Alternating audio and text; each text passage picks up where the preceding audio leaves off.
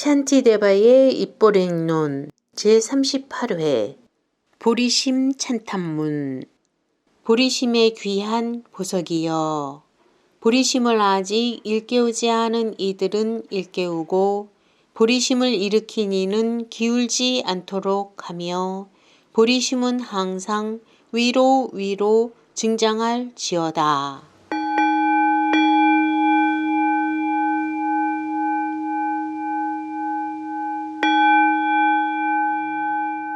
제9장 지혜품. 반야지 성취를 목적으로 하는 지혜품.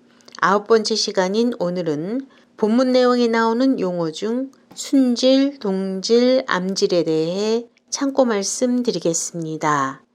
순질, 동질, 암질, 이 3질은 인도 상키야, 즉 수론학파의 용어입니다.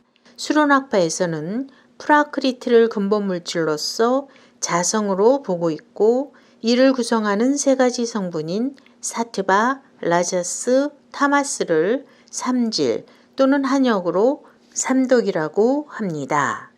사트바는 순질이라 하며 속성은 즐거움, 가벼움, 밝음의 요소이고, 라자스는 동질이라 하고 심리적으로는 불쾌를 본질로 하고 작용으로는 활동, 즉 운동 원리를 그 속성으로 삼고 있습니다. 타마스는 암질이라 하고 우울함, 무거움, 어두움, 둔함의 요소를 속성으로 하는데요. 이 삼질이 균형을 이루고 있는 것이 원질인 프라크리티이고, 삼질의 활동으로 균형이 깨짐으로써 세계가 전개된다고 보는 것입니다. 오늘 소개해드릴 본문의 내용도 학파들 간의 주고받는 논쟁으로 이루어져 있습니다만, 이 모두가 궁극의 목표인 반야지를 이루기 위한 과정들인 것이고요. 본문에서는 특히 재행무상을 강조하고 있습니다.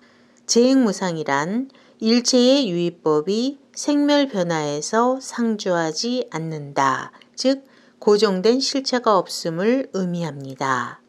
잡아함경에서는 색은 무상하며 수상행식도 무상하니 일체의 행이 무상하다는 말씀을 하고 있고요.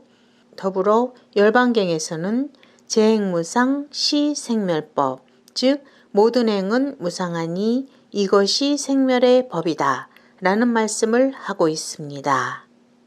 오늘은 지혜품 총 167개송 중 126번에서 140번까지 소개해 드리겠습니다.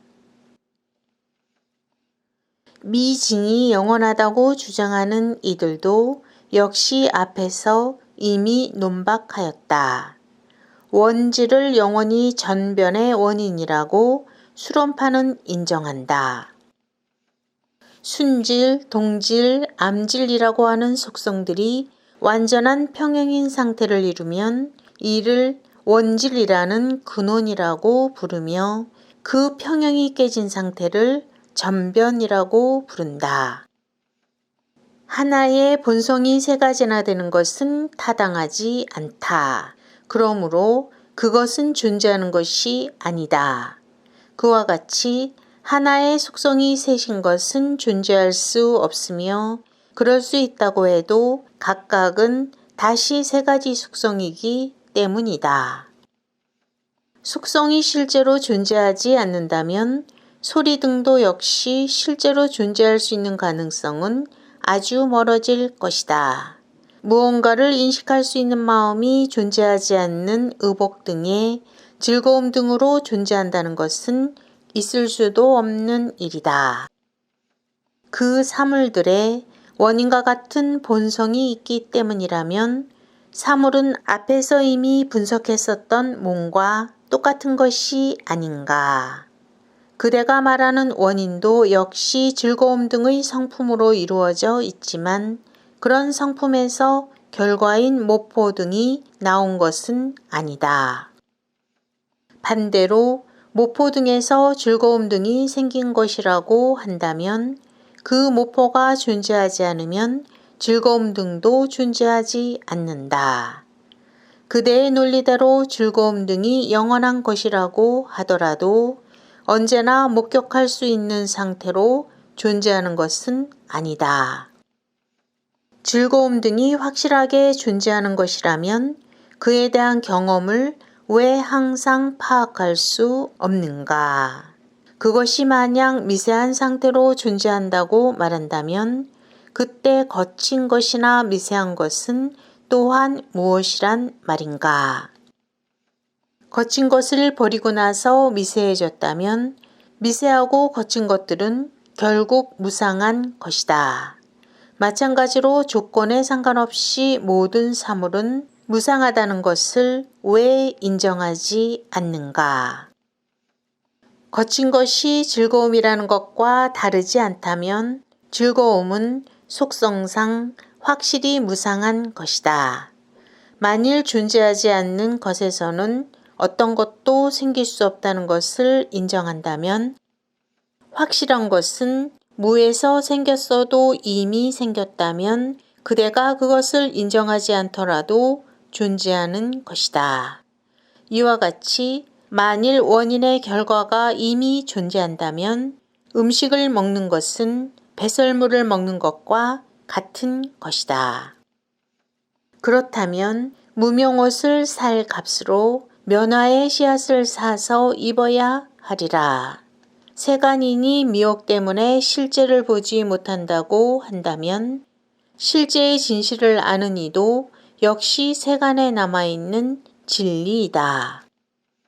이러한 사실이 세간에도 역시 그대로 존재하는데 왜 세간의 눈에는 보이지 않는가?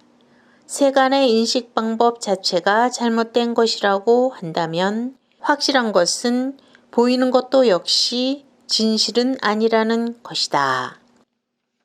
만일 사용한 인식 방법이 바른 척도가 아니라면 그것으로 잰 것도 결과적으로 잘못이 되는 것이다. 그렇게 잘못된 인식 방법으로 이끌어낸 결론인 공성을 수행한다는 것은 논리적으로도 합당한 것이 아니다. 하지만 분석의 대상인 사물과 만나지 않고서는 실제로 존재하지 않는 사물은 파악할 수는 없을 것이다. 그렇다면 그 헛개비 같은 사물이 어디에 있다는 말인가? 실제로 존재하지 않는 사물은 확실히 거짓이다. 그러므로 꿈속의 아들이 죽었기 때문에 그가 존재하지 않는다고 여기는 분별은 그가 존재했었다 라는 생각에서 비롯된 착각이며 그 둘 다 역시 거짓일 뿐이다.